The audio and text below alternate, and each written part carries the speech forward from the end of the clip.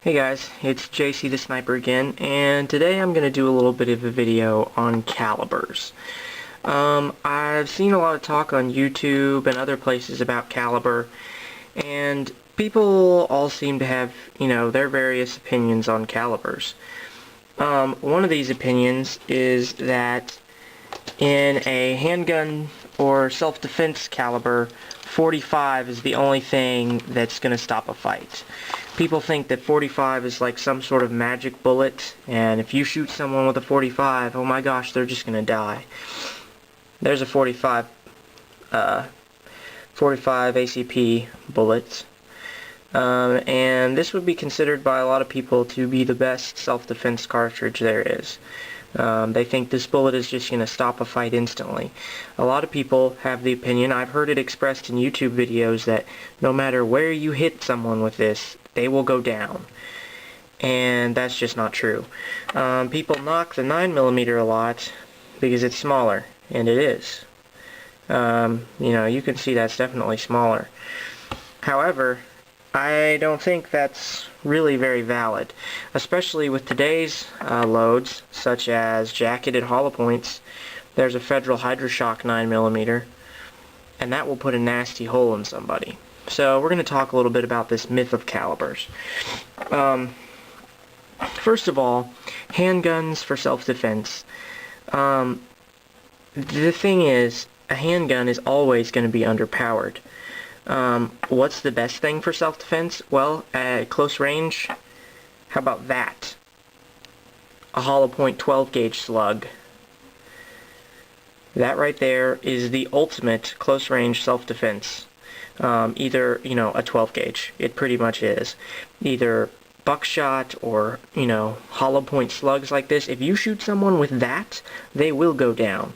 Probably even if you hit them in the arm or the leg. Because if you hit someone in the arm with this, they're pretty much going to lose their arm. Because that is just huge, and it just has a lot of muzzle energy, because that is a massive chunk of lead. Especially even compared to a 45. This thing dwarfs a 45. It is a huge slug of lead. That is the ultimate self-defense load right there. However, most of us can't carry a shotgun, so that's going to be a problem. Also, another thing that's better than a shotgun is a tactical carbine. This is a 223 Remington or a 5.56 45, whatever you want to call it, that's loaded in the AR-15. And this is this particular bullet is a 55 grain bullet. And this has, a velocity of about 24 to 2800 feet per second. So, a small but very fast moving bullet.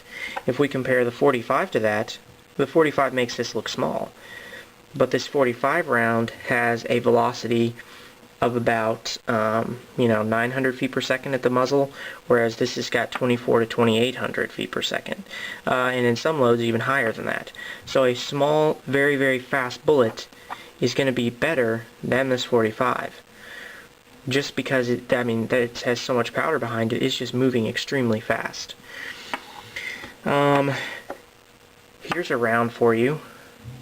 This is fired from the M9130, the Dragunov sniper rifle. This is very similar round to a 308. This is the 7.62 by 54R, an old Russian round. And that is a stinking huge round. This round will stop a fight. If you look at that, it's still smaller than a 45. That is actually a smaller caliber bullet. However, this bullet is moving so fast that it will knock you down. That'll stop something. Of course, these are generally fired from bolt-action rifles, not the best self-defense round. Here we have a 22 long rifle. This, most people would agree, is definitely not a good self-defense round, especially this Remington Golden Bullet, because it's just not the most reliable ammo in the world. It's a hollow point, but it's just not going to do the best, because it's a relatively slow-moving round. This does 1100 to 1200 feet per second, maybe more if you get, certain loadings, but around that. And it's a small diameter bullet. Not a good self-defense round. Now, This is a 17 HMR, smaller around than a 22. However, the 17 HMR has a muzzle velocity of about 24 to 2800 feet per second, similar to the 223. And because of that, this has a much better damage potential than a 22 long rifle, simply because of the higher muzzle velocity, even though it's a smaller caliber. And here we come to the 9mm and the 45. There's the 45 again, and here's the 9mm. 9mm is obviously smaller. And, you know, say that we're using jacketed hollow point loads. In a jacketed hollow point, say 180 grain jacketed hollow point of this is going to be doing about 900 feet per second out of the muzzle. This is going to be doing between 11 and 1400 feet per second from the muzzle.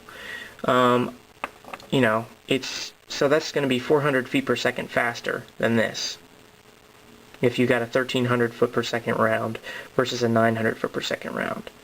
So this is a much faster round. Even though this bullet is much larger than this bullet, at a distance of 50 yards, the energy that the rounds can connect with in a jacketed hollow point, this is greater because it moves so much faster. This is a big punch, but it's a very slow punch. At 50 yards, the muzzle energy, or the foot-pounds for this of energy delivered to the target, is going to drop down to around 350 foot-pounds, and this is going to stay around 400. Maybe 390, between 390 and 420, somewhere around there, for a jacketed hollow point. And of course this, if you have 115 grain jacketed hollow point, is pretty standard for this. This is 185 grain jacketed hollow point. Though I know neither of these bullets are hollow points, they're just here for demonstration. So, much bigger bullet. It's quite a few grains heavier, but because this moves so much faster, at 50 yards, this is actually more effective. Now granted, closer in, this does have greater muzzle velocity, but you also have more weight, you have more recoil, and you carry less rounds. If we have, like this right here, Glock 19 carries that I load with Federal Hydroshock jacketed hollow points, and I have 15 plus 1. I have 16 rounds of 9mm hollow points. Now when this hollow point expands, it's going to be bigger than this 45 is originally. For example, here's a 380 auto. This was a jacketed hollow point 380 auto, and shot it into a pumpkin and found it in the dirt. And this is the expansion that we got from the 380 auto. That 380 auto has expanded larger than the 45, even though this is a 380 auto. So if you're using a 380 auto jacketed hollow point, is fairly comparable to a 45 ACP in a full metal jacket. So, this is clearly not just going to knock somebody down better than that. I mean, you can see it right there.